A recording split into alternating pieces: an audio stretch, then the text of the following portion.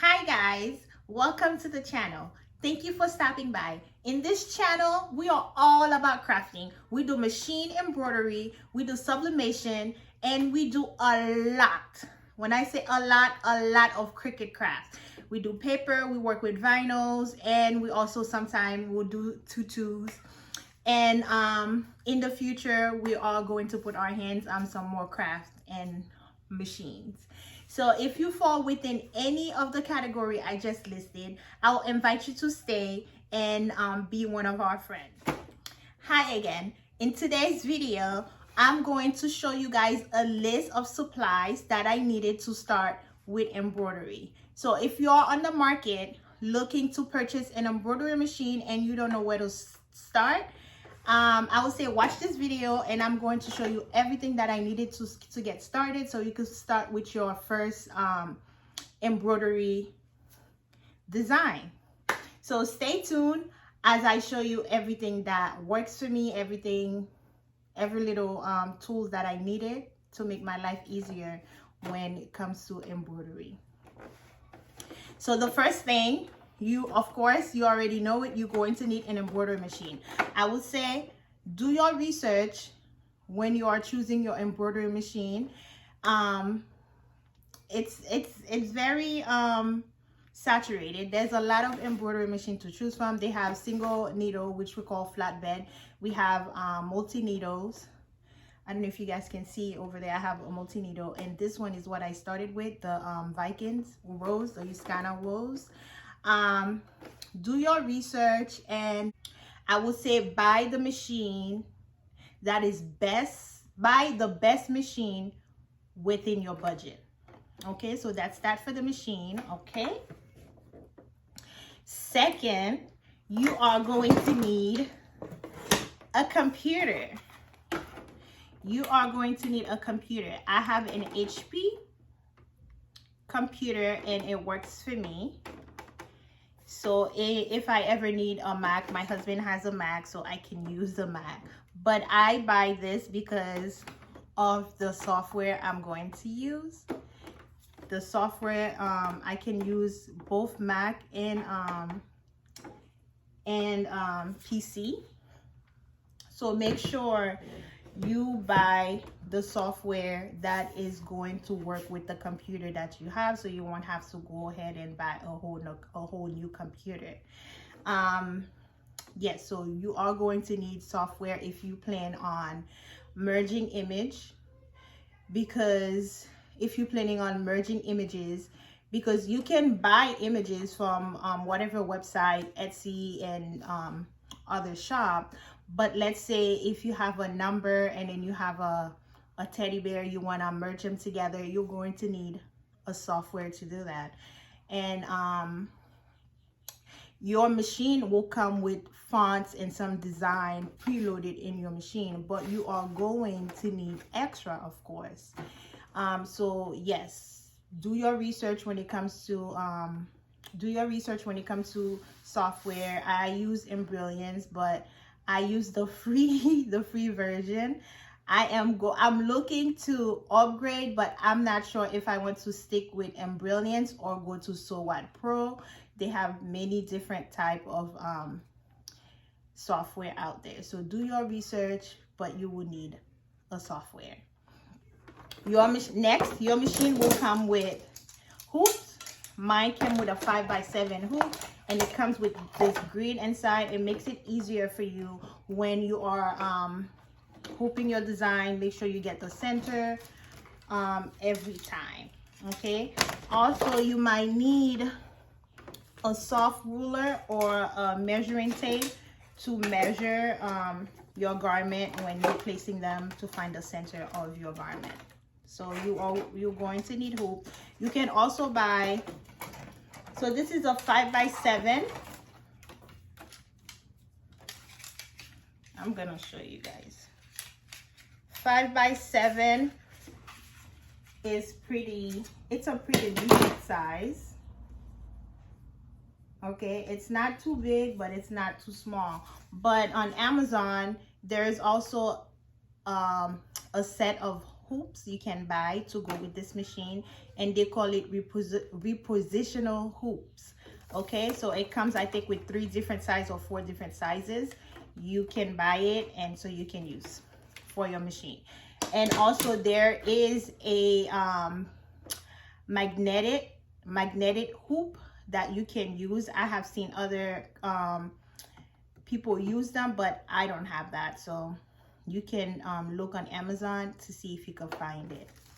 All right, next you are going to need a flash drive or multiple flash drive. Okay, I think my machine came with one. Did my machine come with one? I can't remember, but I have different one because this one has PES, the other one has DX because of my other machine. But you are going to need flash drives, lots of them, because once you start buying design, they are too cute, they are too adorable. You are going to need to buy them to transfer the design from your computer to your embroidery machine. Also, I will say you might need to buy one external hard drive, because once you start putting designs on your computer, it's going to slow your computer down. So I store all my design here, and sometimes you might need to even purchase cloud space, because you never know, stuff happened and you want to save your design in multiple places so you could be safe. Okay, next you are going to need threads. Okay, that's one thing we love threads. Okay, and I got these from Amazon, but as you grow, you're going to have a favorite. So I would say to start, you could just buy one set from Amazon. I will link it down below for you guys. I love them. I never had problem with them, so yes, that's why I still have them. But if you want to go fancy, there are other fancy threads that you can go with, but you are going to need threads. So I don't know if you guys can see how I have this little thing around my thread. Let me take the other color. I have this green thing around my thread. How my thread, you can't see, like my thread is not like messy, it's not going everywhere like this one is. Like, you see, I pull it and the thread is unraveling. So what I do, I purchase these little things. I don't know the name of them, but I'll link them down below. I purchased them from Amazon. Okay, so you just place them around your bobbin, around your thread spool, and it will keep your thread from messing around, being a little messy thing. Because you can see this, because I don't have it in there. And if you do choose to hang your thread on the wall, it's perfect too, because you won't have like a nest running around like everywhere. And I also use them for when I'm working with onesies. I use them to open up my onesies and keep the excess fabric away from my needle. So I use them for 2 purposes. And this little thread container I bought from Joanne Fabric. If you I'll put a link. I'll look on Amazon to see if they have it on Amazon. I'll put a link for you guys. It's perfect if you don't have wall space. I also have the big spools I have on my wall, but this one is perfect. Okay, so next you are going to need shears.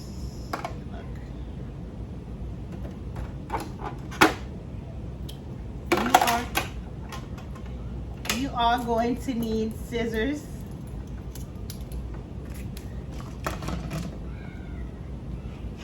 Okay, so this is for me to cut my thread, not my thread, my fabrics for applique. You guys know you need scissors. You need scissors because you lose them. This is right here what I want to get to. You see the curves? If you do applique, you need this. You need this. this one too. You see how they curve up? It's perfect for when you're cutting the fabric away from your applique and you're not putting holes in your shirts. So get yourself some.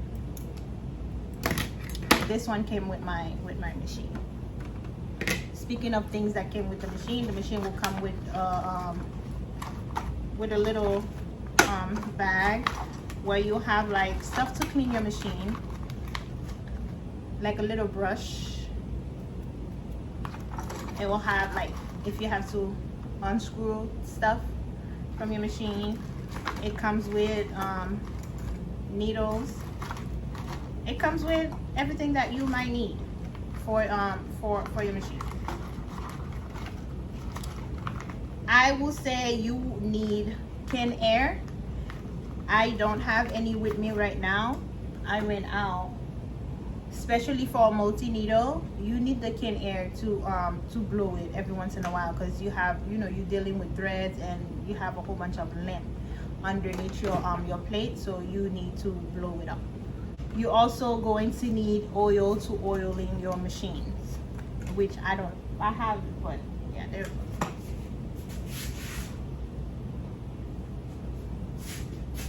You're going to need oil to oil up your machine. You're going to need to buy needles, a lot of needles, because they break. They break. This one has I have the organ needles. This one is for this machine, the 7511, and I have some more for my other machines. I think this one probably have like 100 needles, and this one has 10. You are going to need, I'm not getting them in any order. I just grab whatever is closest to me. You are going to need something to mark with. When you are working with your garment, when you're trying to get the center of your design, you will need something to write with. Don't do it with a marker, don't do it with a pen. Do it with a water soluble type of pencil, and this one is a water soluble type of pencil. I do get the color one because I mostly work with white fabric. So if you work with different colors, this will work with different colors too. But yeah, some people use white, but I use this one.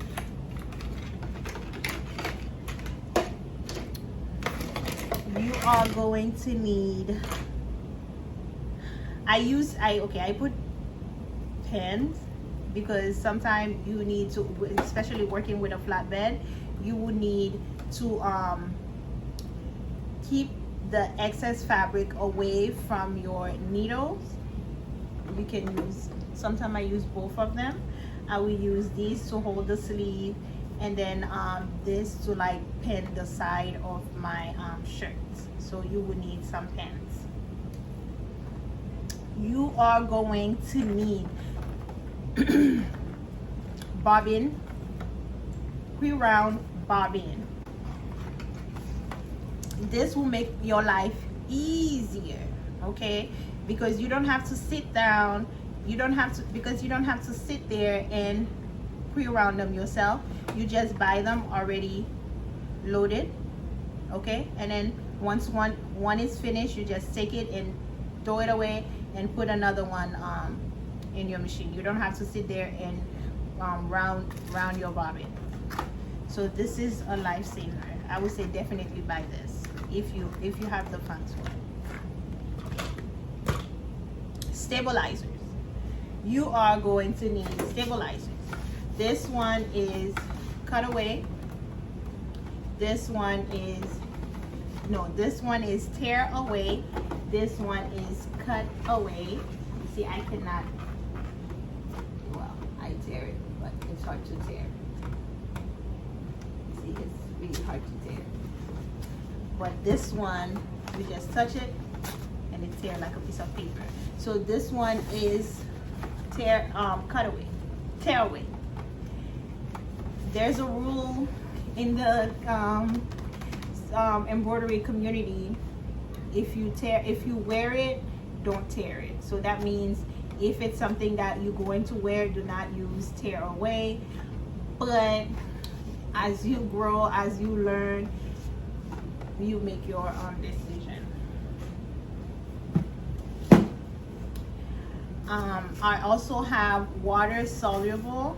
I mainly use my water soluble stabilizers for the top of my garments. Let's say I'm using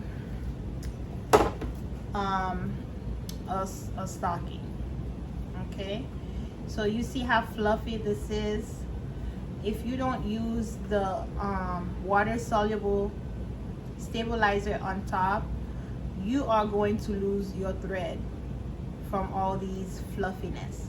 So it is best to put water soluble on top, and then you run your stitches, and then you remove the water soluble. Whatever don't come up, you can spray a little bit of water, or you could use a wet nap, and then it will come away. I mean, it will come out. So that's what I use my water soluble stabilizer for. I also use Tender Touch because I make kids clothing mostly.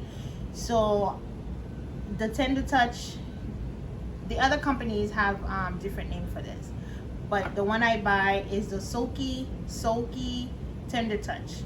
What you use it for, when you create design for kids and you see the thread on the inside, all the threads, all the stabilizer, they could be very irritating for a child. So what you do is cut a little piece the same size as your design, and you iron it on. One side is very like you could feel it textured, and then the other side is very soft. The texture side is the one with the adhesive, so you will iron that part on the shirt, like the rough part facing the shirt inside out, of course. You iron it on, and then when the child wears it, the soft part will be against their skins. So that's what I use this for. And I also use spray and bond for when I am using this machine, because I don't like to hoop. I mostly float. I float all my shirts because I hate hooping. That is why I purchased Mighty Hoop for my other machines. But yeah, make sure if you are going to use this, you use the purple bottle. It is HeatnBond Lite. The red one, you don't need it because it will mess up your needles. So the purple one is what you need.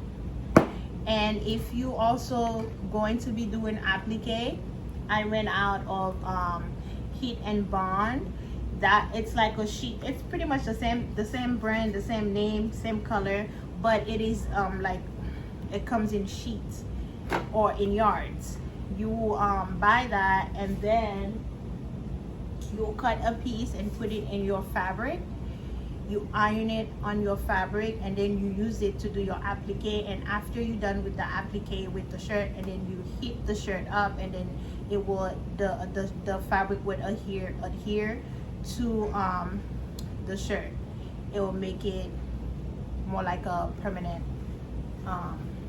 thing. Speaking of fabrics, if you are going to do applique, you are going to need fabrics. So this is your sign to go to Hobby Lobby, Joanne Fabric, and find some cute little fabrics, so you can whenever they're on sale, so you can buy and do experiment with. I also use HTV for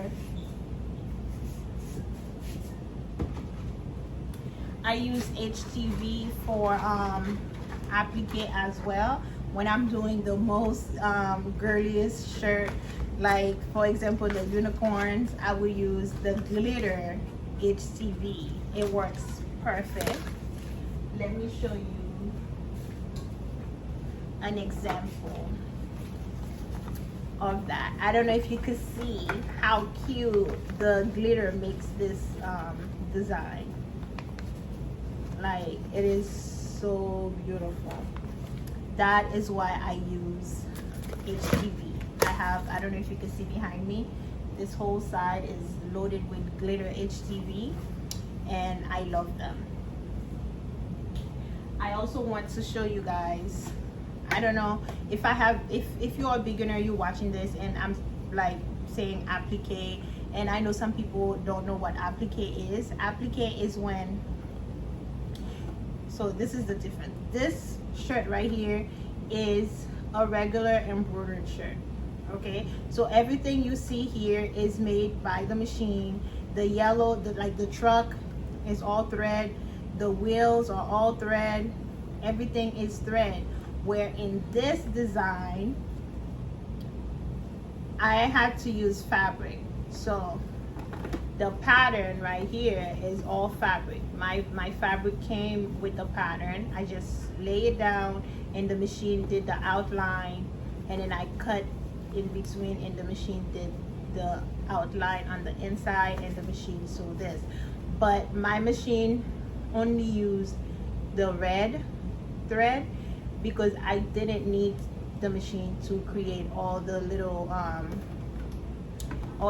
patterns for me. That was my fabric. Same thing with that other shirt I showed you guys.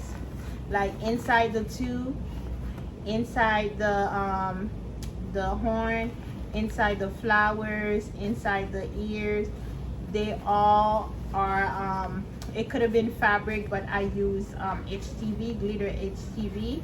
So that is what an applique looks like.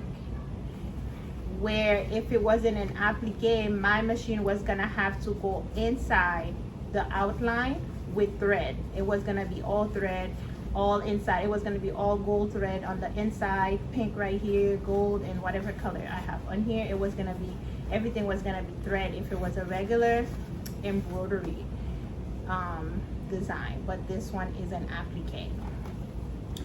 Speaking of I don't know, because I show you guys this little square, what my advice to you would be, if you are a beginner and you need to practice, you got your machine, you got your supplies, and you need to practice. So because shirts are a bit pricey, I would say use your old shirt, use whatever you have at home. You could cut your old shirt that already has hole in them. It's just so you practice. Or if you have like an old sweater, you want to jazz it up, you could practice on it, and then if you messed up, who knows, nobody gonna know. You're just gonna keep it your little secret.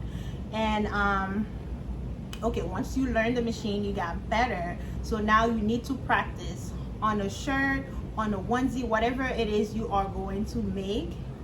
Or if you're doing it for a business, before you sell, before you put a design online for sale, before you advertise yourself, you need to learn your machine. You need to make it. I know in like the Cricut world, we make mock-ups, but with an embroidery, I would suggest that you actually create the product, create the design, embroidered it on a shirt, whatever the type of shirt. If you're doing a onesie, onesies are difficult. Make sure you learn how to do the onesie. If not, let's say you place it online and somebody placed an order, so now you freaking out, you're stressing out because you have an order, okay? And now you are doing your onesie, and next thing you know, you finish, you pull the onesie out, one of the sleeve is embroidered or the neck is embroidered, so now you have to, you know, go back and redo it again and take another shirt. So it will take you a long time. So it's best to practice first on an old shirt, and then you can buy, if you don't have old shirt, you can buy yardage of the knit fabric, 100% cotton from Joanne Fabric and from Hobby Lobby, to practice or to create your I would say mock-up, to create your design. Because you actually, if you see a design, you purchase the design, you want to test it. So test it on something like this, a nice clean sheet of sheet of fabric, and then you could just fold it nicely, make it look like a t-shirt, and then you could take pictures of it and then place it for sale. If that's what you want to do, if you want to do a hobby, you could just buy shirt and put your kid's name on them, like practice with your kid's name and stuff. But if you are selling them and you don't want your kids to be working around with other people's name on them, because your shop, you cannot have like all your kids' name on all the shirts, so you would need to, like, you know, put other names and stuff, create some cute names, just so people can see that you have different names, not just your child name on every single listing that you have. But yes, that would be my advice to you. I hope you find the best embroidery machine for you within your budget, and I hope that you fall in love with embroidery. I really do hope that you fall in love with it, because I love it's amazing. It's an amazing hobby. It's a little bit pricey. It's a pricey hobby, but it makes you happy. So yes, I will stop the video right here. If I forget anything, I will write it in the description. And if you are watching this and you are a pro and you have some stuff that, even not a pro, but even if you're a beginner and you find something in your embroidery room that is a lifesaver for you and I didn't mention it, I will welcome you to please put it in the comment, so somebody else will see it, and they'll also even myself, like, I could be like, oh my god, I didn't know about this, so let me just go ahead and try it, and you will help a fellow crafter. So like I said, this channel is all about crafting. I am super friendly. Please don't be afraid to, you know, stick around and we can be friends. We could be our little crafty buddy. I have a sublimation printer. I have like you guys already see my embroidery machines. I have my Cricut machine. So I mean, we can be crafting buddies. So thank you so much for stopping by, and have a wonderful day. Happy crafting. Bye.